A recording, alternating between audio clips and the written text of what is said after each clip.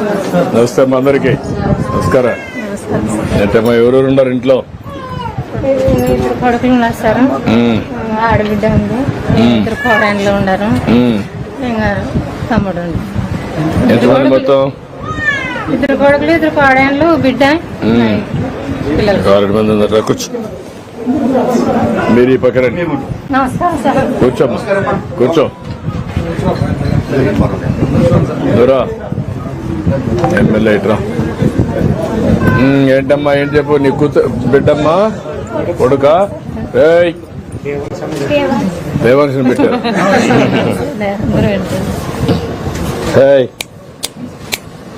అడ్డు,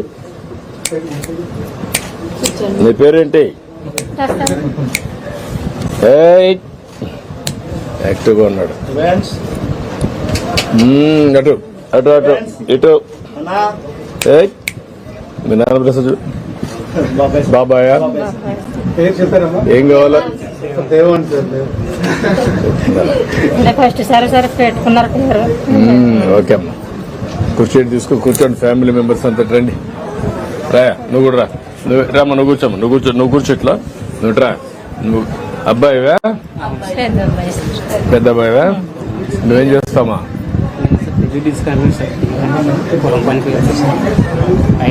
ఏ subject? BA discontinue చేసావు. కూర్చోండి, కుర్చీ తెచ్చుకోండి. కుర్చీలు వేసుకో, కుర్చీలు వేసుకోండి. కూర్చొని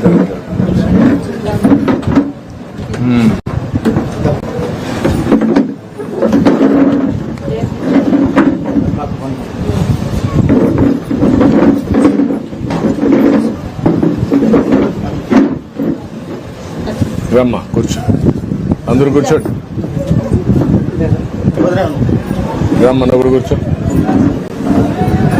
ఇంకొక అబ్బాయి ఎవరు? రెండో అబ్బాయి.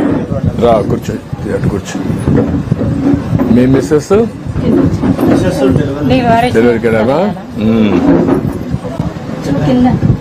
బిడ్డ వచ్చి ఆవిడ, మీ బిడ్డ. నీ హస్బెండ్ ఎవరు? మా ఆయన ఏం చేస్తాడు? ఆయననా? నువ్వేం చేస్తావా? నువ్వేం చేస్తున్నావు? ఏం పని చేస్తావు? ఎలక్ట్రికల్ వర్క్ చేస్తావా? ఎక్కడ? ఇక్కడేనా? ప్రైవేట్ లో చేస్తావు? ఎక్కడ చేస్తావు? అక్కడ చేస్తావు. ఎంత పని దొరుకుతుంది? పని ఉంటుందా? ఎంత మరి పని చేస్తే లాభం ఏంటి?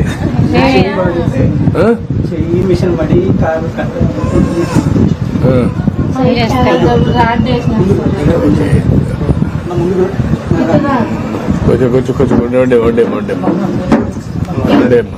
అప్పుడు మిల్లులో పడినది కదా, మిషన్ కింద.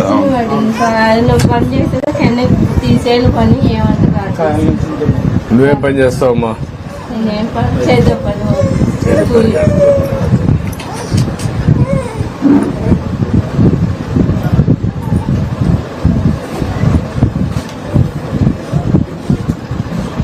భర్త క్యాన్సర్ చనిపోయాడమ్మా 2012లో.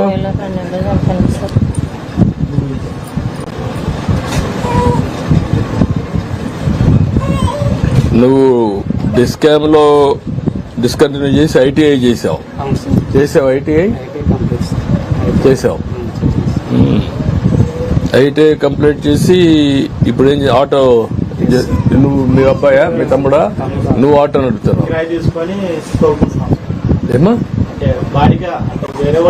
రెంట్కి తీసుకొని ఈయన ఎంత వస్తుంది ఆదాయం నీకు దాంట్లో? డైలీ 200-250 రూపాయలు వస్తుంది.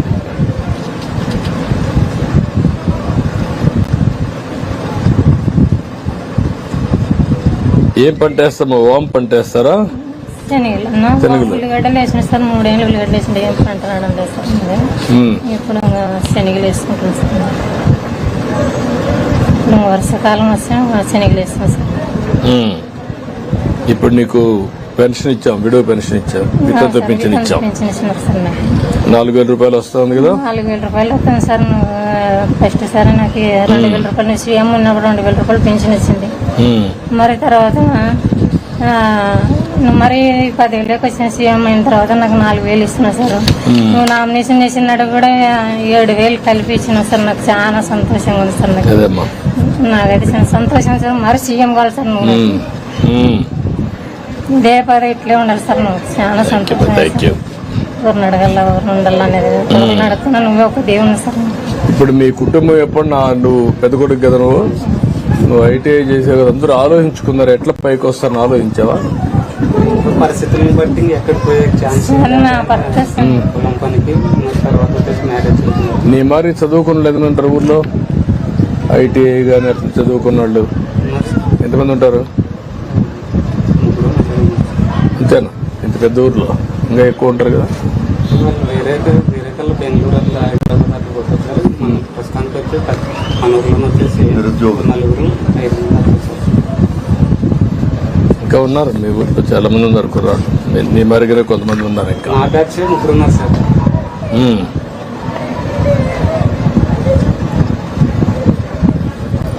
ఏదో ఒక అవుట్సోర్సింగ్ చూసుకున్నామని ఏమా? ఏదైనా అవుట్సోర్సింగ్ జాబ్ అంటే అవుట్సోర్సింగ్ బయట వెళ్ళడానికే. అందరూ ఒకటే చోట ఉన్నాం సార్.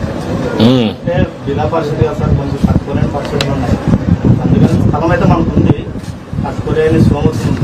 స్థలం ఉందా? ఇంటి జాగా ఉందా? ఇంటి జాగా ఉంది సార్. అంటే పేపర్లు కూడా ఉన్నాయి సార్. ఉన్నాయి, కట్టుకునే స్తోమత అయితే లేదు. ఇల్లు ఇస్తే కట్టుకుంటారు. ఇప్పుడు కలెక్టర్ ఇద్దరికి ఎట్లా పెట్టారనుకుంటా మీరు? ఈ ఇంట్లో వాళ్ళిద్దరికి ఇల్లు ఒకటి, జాయింట్ హౌస్ ఉంది సార్. మీరు చెప్పినట్టు ఒక హౌస్ అడిగారు సార్, ఒక హౌస్ ఉంది.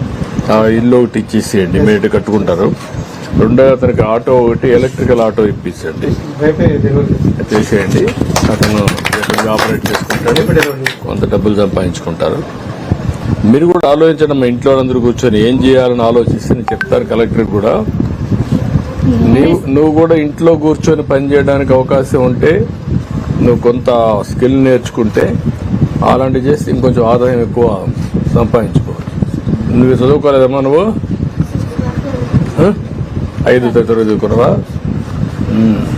మీద పరిస్థితి సార్. నాకు చదివించుకునే సోమత లేక ఆయనకు 15 లక్షలు పెట్టుకుంటాను సార్. నన్ను హైదరాబాద్ హాస్పిటల్ అదల్లో తిరిగి వచ్చి నేను నా తిప్పలు పడిన సార్. నేను గమనిస్తున్నాను చాలా మీద పరిస్థితి. నాకు చూద్దాం ఏం చేయాలని ఆలోచిస్తున్నా. మీ అందరికీ నేను చూస్తాను. చూసి ఈ 4 ఎకరాలు బాగుంది కదా,